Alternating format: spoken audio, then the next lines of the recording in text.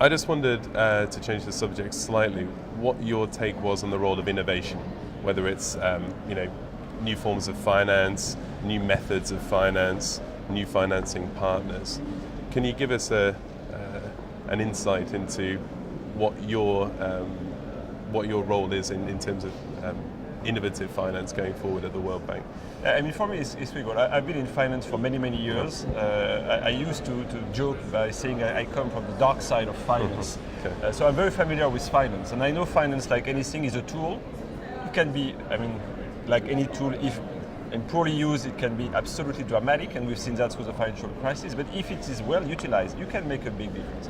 Let me give you a few examples.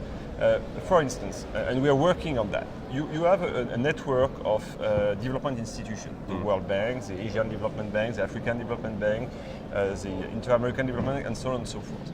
All of these institutions is by construction concentrated on a limited number of clients. But we all work for the same goal, eradicating poverty. So if we can join force by spreading the risk among ourselves, for the same amount of capital, we can take much more risk. So that's something I'm pushing, and the World Bank can be an honest broker in this process. This is about, making finance innovative for the sake of everybody. We also work on catastrophe-related finance. Right. For instance, the Pacific Island. They are often hit by natural catastrophe, tsunami, typhoons, etc. The good news is that it's not correlated, contrary to what one must think from Europe, for instance.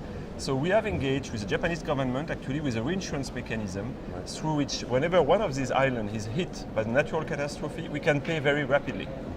So this is a reinsurance mechanism. We've done, similar things with Uruguay in terms of financing risk, vis-à-vis energy supply, etc. So we can do a lot. If an institution like the World Bank, which is backed by 188 states, which is a AAA institution, cannot take risks, cannot innovate, who will? That's really our objective.